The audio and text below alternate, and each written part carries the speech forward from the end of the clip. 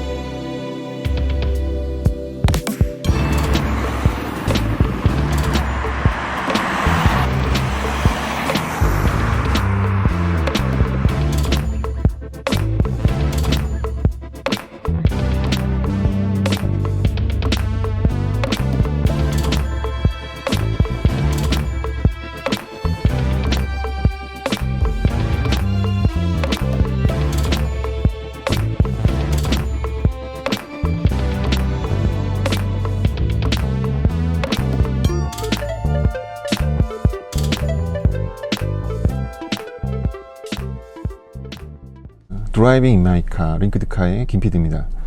현대 코나 1.6 디젤 리뷰를 하게 됐습니다. 지금 이 차량은 제가 2018년 1월부터 지금까지 한 2만 킬로 정도 계속 이제 운영을 했습니다. 이제 요 전 시간에서 쌍용의 티볼리하고 그 다음에 기아의 스토닉도 리뷰를 했고, 제가 이제 유튜브를 처음 시작을 할 때 제 차량이기 때문에 테스트 영상을 처음에 이제 올렸었고, 그때 좀 욕을 많이 먹었어요. 제대로 리뷰를 하지 못해서. 그래서 지난 영상들을 만들면서 조금의 이제 경험치가 쌓였죠. 그래서 좀 제대로 한번 코나만큼은 제 차량이니만큼 제대로 한번 리뷰를 하고 싶었어요. 그래서 이번 시간에는 이 차량의 저속주행 특성에 대한 리뷰를 할 거고요. 그 다음에 다음 영상에서 고속주행에 대한 리뷰를 할 거고, 그 다음에 가솔린 차량도 지금 수배를 해서 가솔린 차량하고 또 비교 시승도 하는 이제 그런 시간을 계속 갖겠습니다. 시리즈로 업데이트되는 영상들을 계속해서 시청해 주시기를 부탁드립니다. 구독과 좋아요, 알림 설정을 해 놓으시면은 저희 영상이 계속 업데이트 될 때마다 빠르게 보실 수 있어요. 벨트를 매고 천천히 이제 주행을 하면서 말씀을 드리도록 하겠습니다. 코나가 저한테는 참 뭐랄까요, 애증의 차량이라고 할까요. 일단 그 U2 엔진이죠. 현대의 U2 1.6 디젤 엔진이고요. 변속기는 7단 듀얼 클러치가 들어가 있습니다. 코나라는 차량을 이제 선택하게 된 거는 이런 듀얼 클러치가 주는 어떤 빠른 변속? 이걸 이제 구매하기 전에 많은 그 코나에 대한 리뷰들을 찾아봤어요. 그런데 정말 많은 리뷰들에서 이 코나의 주행 특성에 대해서 굉장히 극찬을 했죠. 그래서 저도 사실 조금 기대를 차량 구매를 할 때, 야, 이젠 현대자동차가 많이 기술이 발달을 했기 때문에 폭스바겐 골프나 BMW의 1시리즈 같은 어떤 그런 주행 특성을 보여주지 않을까, 비슷한 주행 특성을 보여주지 않을까, 사실 그런 기대를 조금 하면서 구매를 했습니다. 이번 영상에서는 한 80km 이내의 저속 구간에 대한 특성들을 좀 말씀을 드릴 건데요. 차량의 이제 컨셉이, 코나라는 컨셉이 해치백은 아니죠. 소형 SUV에 속하는 그런 이제 세그먼트고요. 이 차량의 컨셉이 저는 스토닉이나 티볼리랑 좀 비슷하다는 생각을 해요. 사실 컨셉은. 그런데 이제 많은 매체들에서 코나라는 차가 마치 그런 핫해치에 가까운 그런 주행 특성을 보여준다라고 극찬을 했기 때문에 어느 정도는 그런 기대감을 갖고 이 차량을 선택하시는 분들도 저처럼 잘 모르고 선택하시는 분들도 있을 수 있다라고 생각을 합니다. 자, 그러면 이 차량을 리뷰를 할 때 컨셉을 도대체 어디에 맞춰야 되냐, 스포츠 주행이 가능한 핫해치에 맞춰서 이 차량을 리뷰를 해야 되느냐, 아니면은 티볼리나 뭐 편하게 탈 수 있는 SUV의 컨셉을 맞춰서 리뷰를 해야 되느냐에 대한 고민이 사실 좀 있어요. 코나라는 차를 리뷰를 하기가 쉽지가 않아요. 그래서 자, 우선 그러면 양쪽을 다 한번 설명을 해볼게요.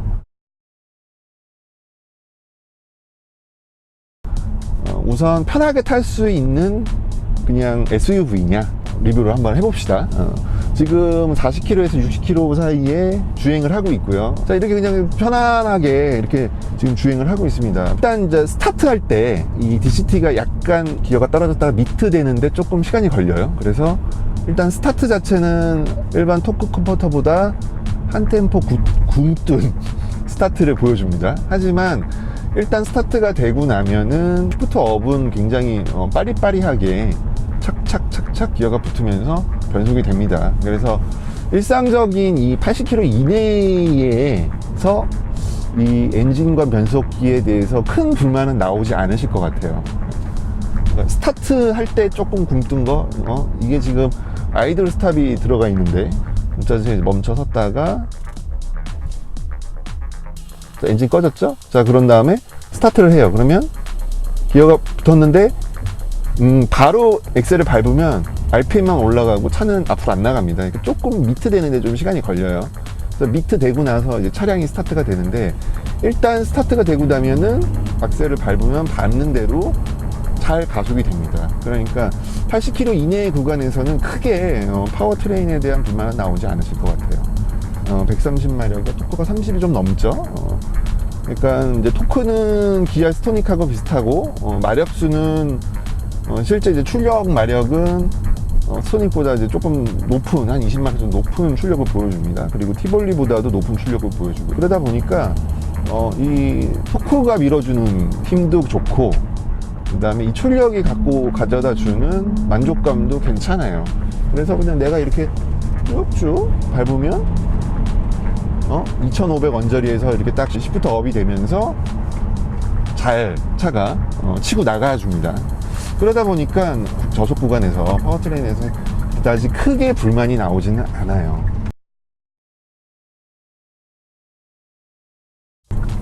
일상 주행을 할 때는 뭐 큰 불만이 나오지 않습니다. 근데 일상적으로 편안한 주행을 하기에는요, 이 코나가 문제가 하나 있어요. 어떤 문제가 있냐면, 이 서스펜션의 댐핑이, 댐퍼가 상당히 상당히 단단한 댐퍼가 들어가 있습니다. 그리고 SUV 치고는 이 댐핑 스트로크도 그렇게 긴 편이 아니에요. SUV 치고는. 그러다 보니까 그냥 이렇게 지금 편안하게 한 40km, 50km 이렇게 주행을 하는데도 노면이 조금만 고르지 못하면 진동이 굉장히 크게 운전자한테 전달이 됩니다. 그 다음에 이 뒤쪽에는 이제 토션빔 서스펜션이 들어가 있죠. 그러다 보니까 이제 뒤쪽에 앉은 사람은 통통통통통통 튀는 이제 그런 승차감 때문에 내가 편안한 주행을 하고 싶을 때도 뒷자리에 앉은 사람은 굉장히 불쾌감을 느끼고, 운전하는 사람도 이 승차감에 대해서는 좀 상당히 불쾌감을 느낍니다. 그러면 이게 어느 정도로 불쾌감을 느끼느냐, 굳이 이제 비교를 하자면, 제가 스토닉 리뷰를 할 때 스토닉 승차가 굉장히 나쁘다고 말씀드렸죠. 스토닉만큼 승차감이 불쾌합니다. 그리고 티볼리 대비 승차감이 많이 불쾌합니다. 티볼리는 저속 구간에서 승차감이 굉장히 좋은 편이에요. 그 다음에 이제 완전한 경량 모델은 아니지만 준준형급의 이제 아반떼 K3랑 비교를 한다면 K3보다 많이 불편하고요, 아반떼보다도 많이 불편합니다. 아반떼도 승차감이 조금 많이 단단한 편이었는데 K3 대비 지금 이 코나는 큰 진동도 걸러두지 못하고 잔진동도 걸러두지 못하고 상하 바운싱도 계속 느껴지고, 승차감에 있어서는 제가 여태까지 리뷰한 차 중에 가장 안 좋고요, 스토닉하고 양대 산맥을 이룰 정도로 두 차종이 지금 승차감이 안 좋습니다.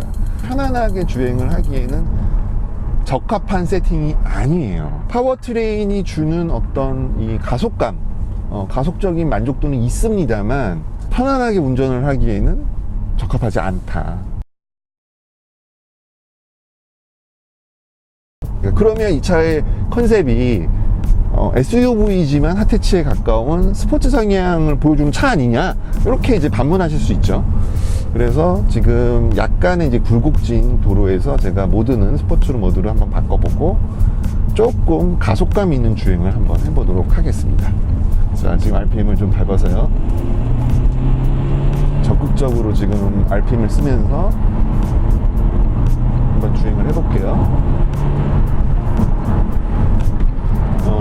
이 저속 구간에서는요, 브레이크도 굉장히 말을 잘 듣고요, 그 다음에 이 핸들링도 나쁘지 않아요. 그러니까 피드백이 티볼리나 스토닉 대비 이 핸들이 주는 피드백이 상당히 좋습니다. 그러면 이게 꽤 괜찮은 스포츠한 주행이 가능한 거죠. 이렇게 되니까, 야, 그러면은 이거 SUV를 가장한 핫해치 아니야 이거? 라고 이제 생각하실 수도 있어요. 그쵸? 지금 이렇게 좀 스포티한 주행을 하고 있는데, 이 컨트롤을 하기가 차체의 이 롤 제어도 굉장히 괜찮고요. 그 다음에 컨트롤하기가 뭐 그다지 어렵지 않습니다. 예, 지금 이렇게 코너 구간을 이렇게 빠져나갈 때도 그리고 핸들링도 피드백이 나쁘지 않고요. 그 다음에 이 코너링의 한계치도 SUV 치고는 굉장히 좋은 편이에요. 예, 약간의 와인딩 같은 데를 운전을 하기에는 꽤 경쾌하게 차가 나가줍니다. 예, 이런 부분들은 굉장한 장점이 되겠죠. 야, 그러면은 이거 SUV를 가장한 거의 핫해치에 가까운 그런 차량 아니냐. 야, 거동이 이렇게 좋고 라고 생각하실 수 있죠. 예. 뭐 일부는 맞는 얘기인 것 같아요. 이렇게 조금 소형 SUV 치고 이렇게 거동이 잘 제어가 되는 차량이 드물죠. 예, 맞습니다. 그거는. 하지만 1시리즈나 골프나 이런 그런 해치백하고의 어떤 직접적인 비교는 힘듭니다. 이 차가 운전의 재미를 느낄 정도의까지의 어떤 또 거동은 아니에요. 그러니까 그 티볼리나 이런 차량에 비하면 거동이 굉장히 좋지만, 그렇다고 해서 이 차량을 갖고 와인딩의 어떤 재미를 느끼기에는 조금 맞지 않는다라는 거죠. 제목기 타지 못하는 가장 큰 이유는 두 가지가 있어요. 하나는 이제 파워트레인의 출력 자체는 충분하지만 지금 2500rpm이고요. 2500 앞에서 밟으면 4500 정도에서 강제 변속이 돼요.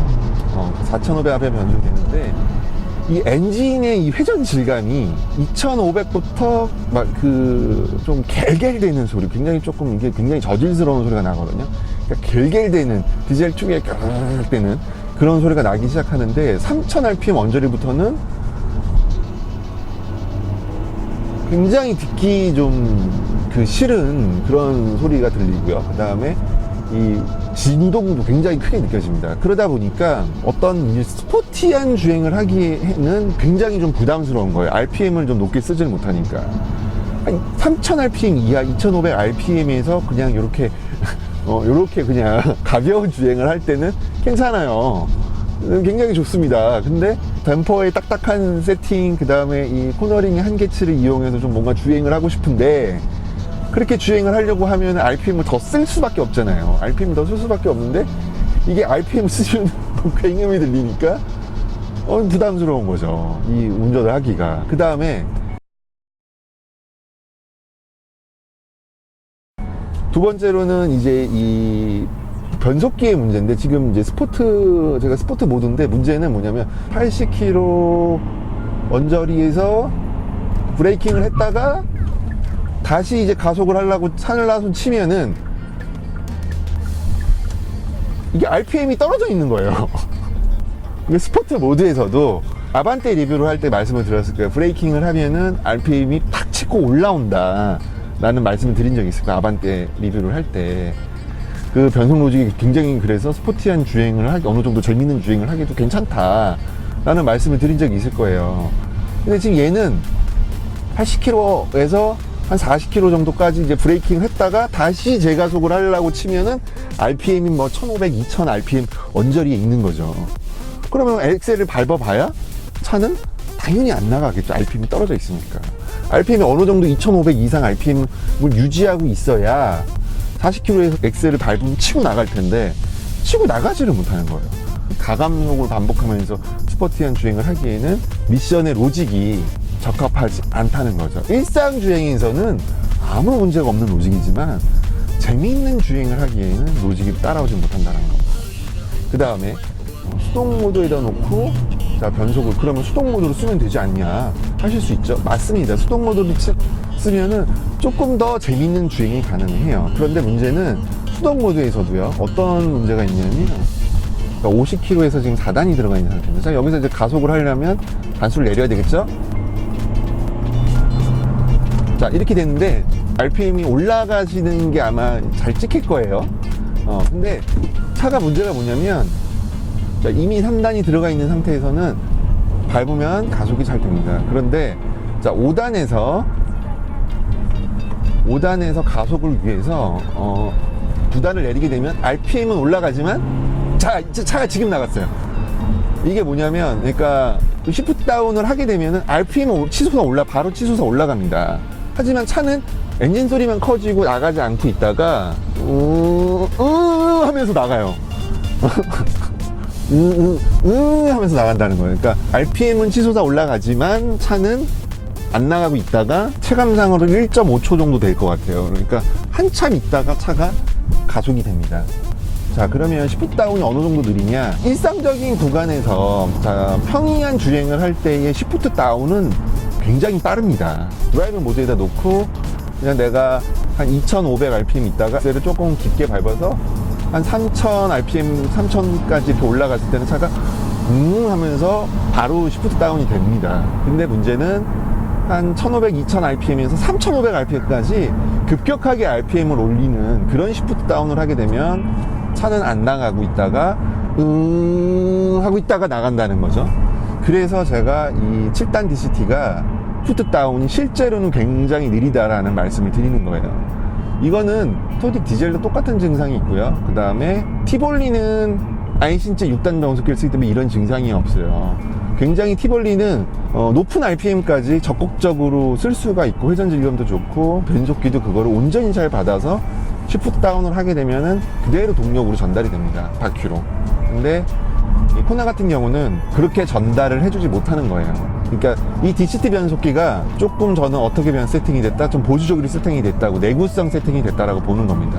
출력이 낮게 있는 영역에서는 바로바로 붙여주지만 출력이 높은 상태에서는 바로 붙일 수가 없는 거죠. 그러니까 한참 있다가 붙여주는 거죠. 그렇게 큰 힘이 걸리게 되면 이제 그 미션이 빨리 망가지잖아요. 그러니까 조금 늦게 붙여주는 거죠.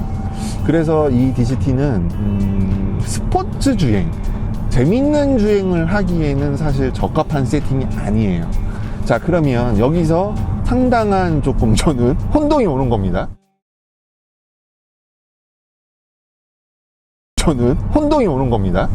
자, 저속 구간에서 편하게 그냥 타기에는 굉장히 좋은 파워트레인이에요. 편하게 타기에는 80km 연저리에서는 굉장히 차가 경쾌하게 나가고, 그 다음에 변속도 빠르게 되고 브레이크도 좋고 거동도 좋습니다. 저속 구간에서는. 하지만 편하게 타기에는 승차감이 너무 나빠요. 댐퍼가 너무 딱딱하고 진동을 너무 걸러주지 못해요. 그러면 이 차량의 컨셉은 편하게 타는 차는 아니라는 결론이 나오죠. 어느 정도 스포츠 성향의 차량이야, 그러면 좀 스포티하게 한번 타보자 라고 해서 스포티하게 주행을 하면요, 아반떼, 스토닉, 티볼리 대비 핸들링이 훨씬 좋지만, 그렇다고 해서 물론 이런 1시리즈나 이름난 있잖아요, 골프나 이런 차들하고 비교를 한다 그러면 사실 핸들링은 많이 떨어집니다. 그 다음에 코너링의 한계치도 재밌게 탈 수 있는 정도의 어떤 코너링의 한계치를 보여주지는 못한다는 거죠. 그 다음에 RPM을 올릴 수는 있지만 너무나 회전 질감이 좋지 못하고 진동과 소음이 크기 때문에 거기서 어떤 재미를 느끼기가 힘들고, 그 다음에 DCT 미션이 시프트 다운을 제대로 받아주지 못하고, 요런 이제 밸런스의 문제가 있기 때문에 이 코나 디젤을 갖고 재밌는 주행을 하기에는 사실 좀 힘듭니다. 그래서 코나 디젤의 컨셉이 저는 차가 나쁘다는 게 아니라, 차는 뭐 파워트레인의 이제 출력도 티볼리 대비 좋고 스토닉 대비 좋고, 거기다가 7단이고 이 듀얼 클러치를 적극적으로 활용한 모습, 이런 부분들 다 이제 칭찬받아 마땅하지만 제 생각에는 이 컨셉이 모호하다는 거예요. 편하게 탈 수 있는 차도 아니고, 그렇다고 스포티한 주행을 할 수 있는 차도 아니고, 좀 모호하다는 거죠. 뭐 굳이 따지자면 승차감을 포기한 채 아주 조금의 운전 재미를 살린 차라고 해야 될까요? 일단 저속 구간에 대한 이야기는 여기까지 조금 드리고요. 또 다음 편에서 고속 구간에 대한 또 이야기가 또 이 말씀을 좀 드려야 돼요. 이제 고속 구간에서는 그래도 코나가 조금 또 잘하고 있는 부분들이 많이 있습니다. 그러니까 다음 영상을 또 기대해 주시기 바랍니다. 네. 자, 다음 편에서 고속 주행 특성에 대해서 말씀을 드리도록 하겠습니다. 감사합니다.